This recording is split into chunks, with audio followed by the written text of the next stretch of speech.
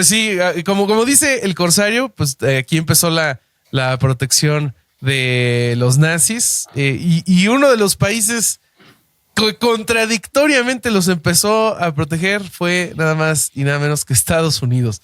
Y lo empiezan a hacer desde antes de que termine la Segunda Guerra Mundial. Porque todos sabemos que Estados Unidos desde su nacimiento opera bajo la premisa de que está mal si tú lo haces, pero si yo lo hago es otra cosa. Y justo Joe ya hablaba de la operación Paperclip, que este fue el programa que patrocinaba la inmigración de científicos y técnicos alemanes y austriacos a Estados Unidos después de la Segunda Guerra Mundial.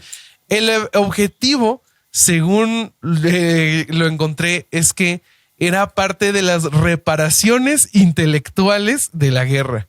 O sea, cuando hay una guerra, supuestamente la parte que afectó a las demás, pues les debe reparaciones, ¿no? Por ejemplo, en la guerra de los pasteles.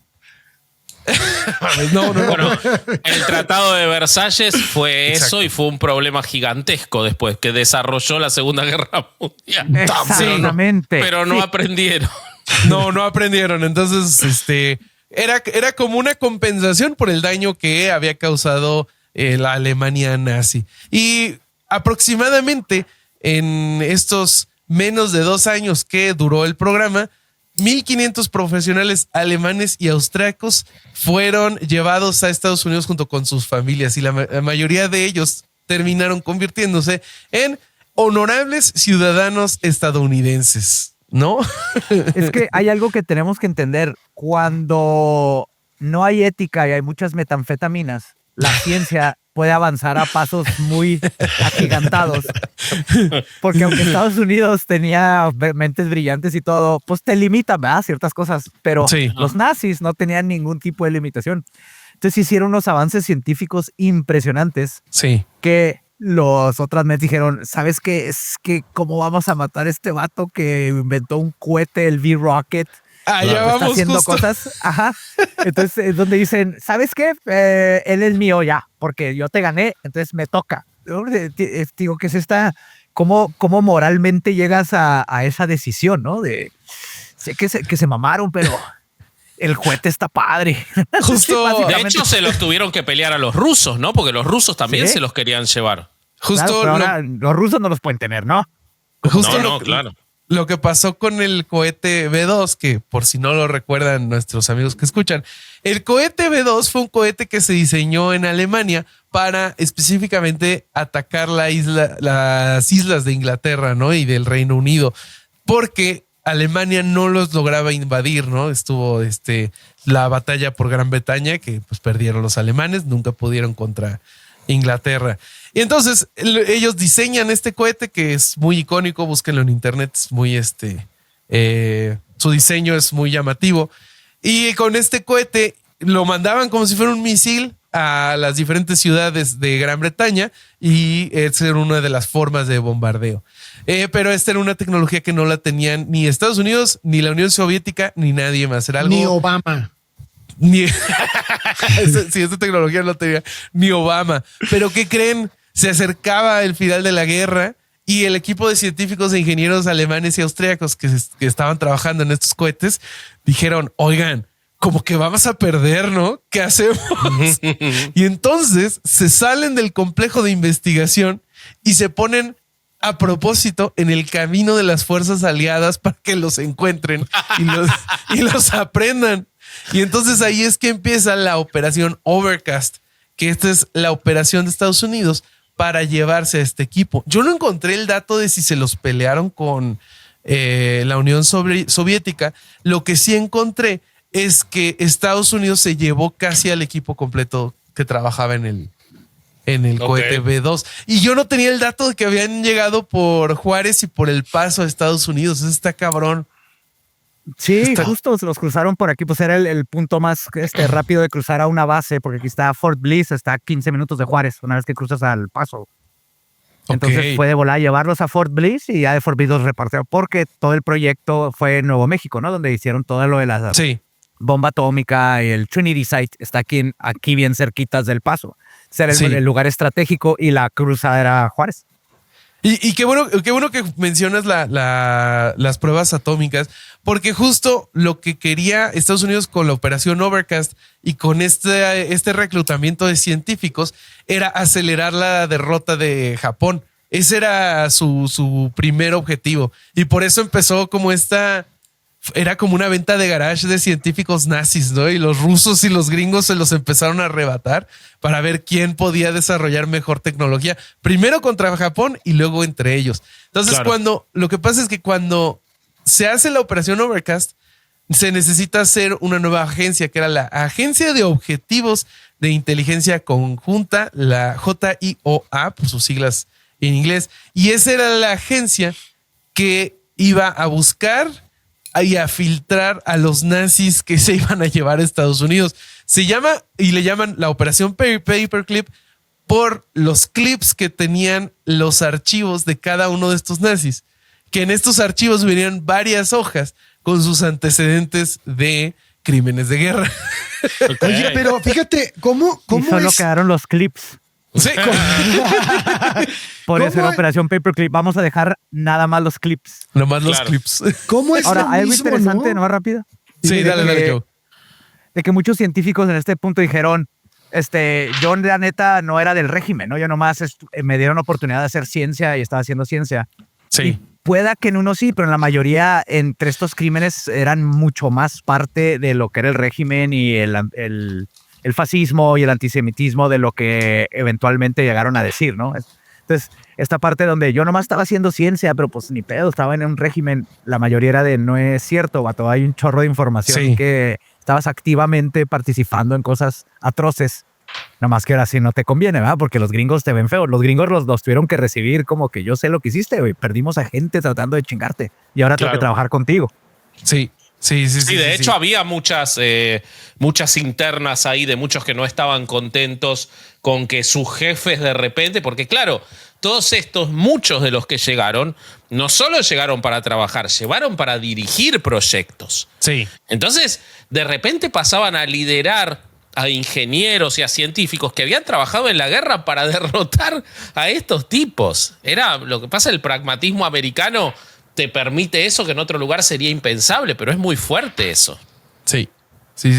Pues, o sea, lo que intentaba esta agencia, la JIOA, supuestamente para filtrar que no se llevaran a gente tan horrible, supuestamente tenían un método e iban filtrando a los nazis más nazis. Por ejemplo, si eras un miembro nominal del partido nazi, supuestamente no te reclutaban, ¿no? Y no te llevaban a Estados Unidos, te dejaban para ser juzgado. Pero ya investigaciones de más adelante revelaron que esto no siempre fue cierto y a muchos se les borró su pasado para poderlos utilizar, como dice Vasco, en estos proyectos en los que estuvieron participando. Y esto hizo que hubieran varias protestas. Por ejemplo, Albert Einstein protestó. Ese vato también, ¿no? Él es porque se fue antes. Si no, yo creo que también hubiera estado ahí entre los demás. No, porque era judío, boludo. Hubiera estado. No, sí es cierto. Pequeño lo iba a decir. No, pero se fue. No, pero Bobby tiene un punto, güey. O sea, acuérdense lo que está pasando en este momento con los científicos nazis que los está reclutando Estados Unidos. Fue exactamente lo mismo que hicieron los nazis con los judíos que servían para lo que ellos querían. Porque acuérdense que los científicos, los vatos que eran falsificadores, ¿se acuerdan? Los mejores falsificadores fueron recolectados por los nazis y no los mataron. Y casi tumbaron la banca de Inglaterra falsificando billetes de los británicos. Sí. Entonces, está bien, pero los tenían trabajando presos. Totalmente. Pero no me digas que los gringos tenían a los nazis trabajando con bombones, cabrón. También los han de haber tenido en chinga, güey. Eso los debían controlar mucho. Los han de haber tenido en chinga, güey.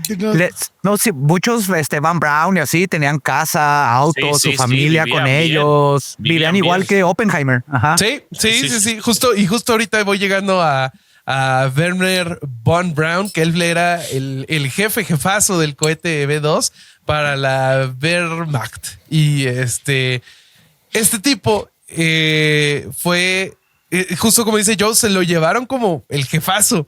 Y casi gracias a él y a su equipo, después culmina este programa en la llegada del hombre a la luna.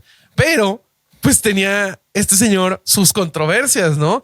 Porque él sabía, y está documentado que él sabía del uso de mano de obra esclava en la fábrica subterránea de Mittelberg, donde miles de prisioneros murieron en condiciones completamente inhumanas. Y también hay registros de que él mismo fue a Buchenwald, que es un campo de concentración, a reclutar personalmente a prisioneros que tuvieran las calificaciones necesarias para trabajar en el proyecto del cohete B2. O sea, el vato sabía y participaba, y aún así le dieron tratamiento VIP. Que para que se den una idea de la diferencia de tecnología, acá en Estados Unidos aquí enfrentito en Estados Unidos. Están pegados, para mí sí es allá. Una de sus tecnologías para poder dirigir un cohete, entrenaron palomas que le picaban. No mames. Sí, son súper fáciles de entrenar. Entonces poner una imagen y les entrenaron, por ejemplo, a ver una imagen de un barco, irle picando al barco y el cohete se iba dirigiendo a donde la paloma le picara. Probaron que funcionaba, nomás no lograron lanzarlo porque la tecnología mejoró, pero fue gracias a que llegaron, porque ya en Alemania tenían mejor tecnología que una paloma entrenada. También no los podemos criticar tanto porque los japoneses ponían un vato, ¿no?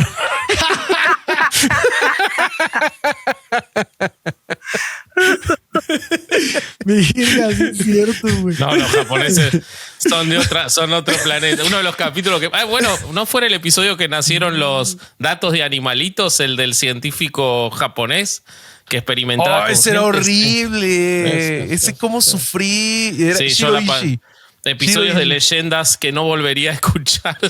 Ese es uno. Es horrible, pero igual lo mismo pasó, ¿no? O sea, a este vato lo terminan salvando porque le dicen, pues bueno, pásanos toda tu info, todo lo que, porque acá no podemos hacer esos experimentos y te dejamos ir, y el vato vivió en libertad. Claro, lo mismo. Wow. No mames, fíjate que hasta ahorita que dijeron hasta que dijo Joe ahorita que los nazis que reclutaron los gringos vivían como los demás, así muy bien. Yo siempre pensé que sí los tenían como atorados, pero ahorita estoy leyendo que dice que el gobierno estadounidense modificó y eliminó sus historiales. Se les dio nueva documentación y a veces incluso nuevas identidades, y además obviamente fueron eximidos de los juicios de guerra como los de Nuremberg. Entonces, no mames, o sea, al final terminaron siendo más hijos de puta los gringos en ese punto, ¿no? Aquí hay una lección importante de vida, que es estudien, chavos, estudien. Miren, si eres inteligente, hasta te perdonan que eras nazi, güey. Pero te perdonan que eras nazi o japonés que experimentaba congelando manos. Estudien. Es verdad, hay que estudiar. Amigos. Pegando gente, qué horror. Háganse ingenieros. Qué horror, qué horror. Y bueno, si quieren les hago un poquito más corta la historia para que vayamos viendo qué pasó en otros lugares del mundo.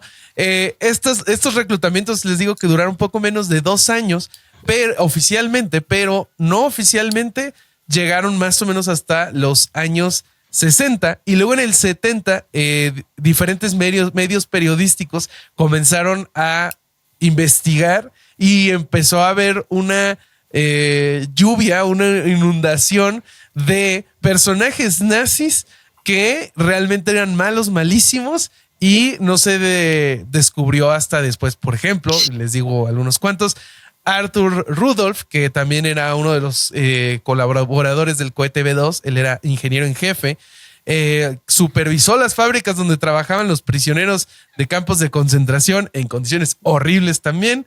En Estados Unidos, él estuvo en el desarrollo del cohete Saturno V, que es el cohete que llevó al hombre a la luna, pero a partir de estas investigaciones en donde salió que pues, si él sí tenía conocimiento de estas cosas, él es deportado en el 84.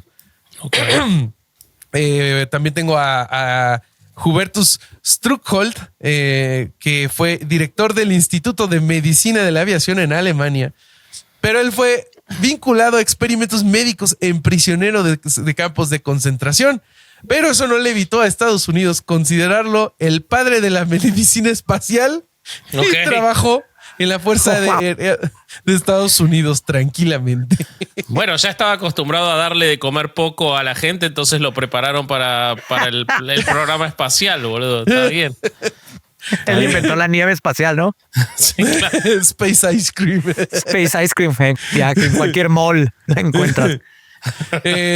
Tengo también a Kurt Blome, que fue subsecretario de Salud del Reich y líder de experimentos en guerra biológica. Imagínense lo que hizo este vato. Él probó armas biológicas en prisioneros de campos de concentración también.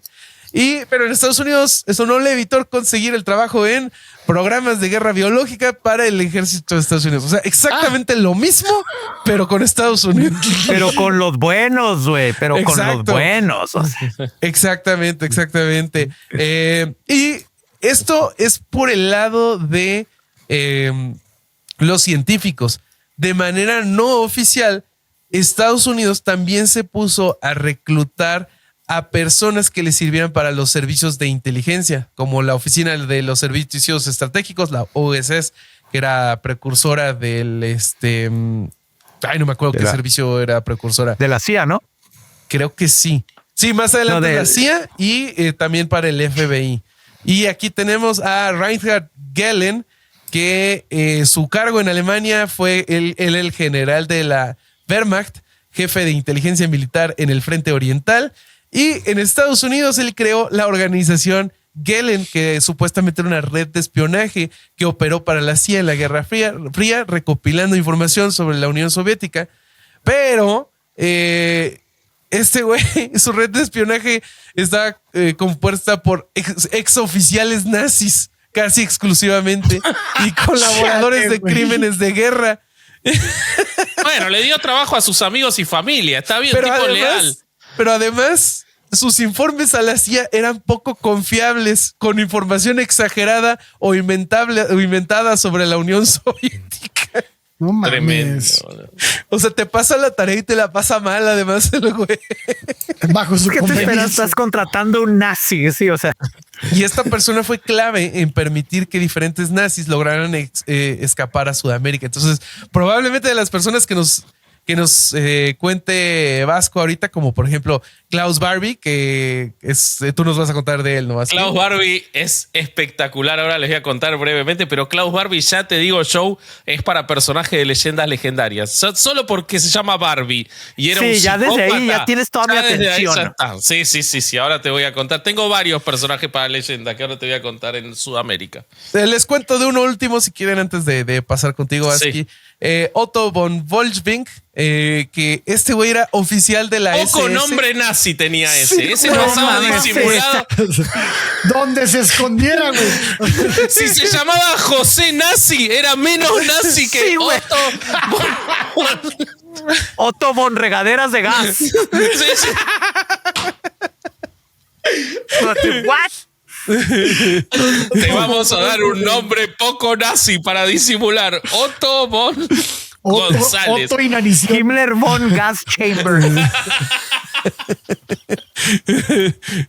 Ay, espérate, me estaba saltando uno buenísimo. Bueno, ahorita les cuento de este otro güey.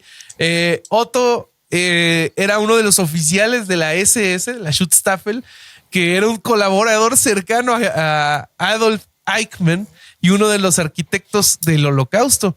Pues él fue reclutado por la CIA y trasladado a Estados Unidos, donde trabajó en la inteligencia hasta que su pasado nazi fue revelado en los años 80. O sea, a él sí le borraron el historial, nadie decía nada. Güey. Y en el Espérate, 80, ¿qué decir? ¿En los 80s? hasta Sí, los boludo. 80s. O sea, ya andaba David Bowie existiendo. ¿Sí? Y este vato apenas se dieron cuenta que Otto van Mein Kampf era nazi. El tipo No, eso no fue. solo vestía de marrón y con borcegos todo el día. Puro Pero Hugo nadie Boss. Puro nadie Hugo se dio Boss, güey, cuenta. puro Hugo Boss. Y solo manejaba Volkswagen.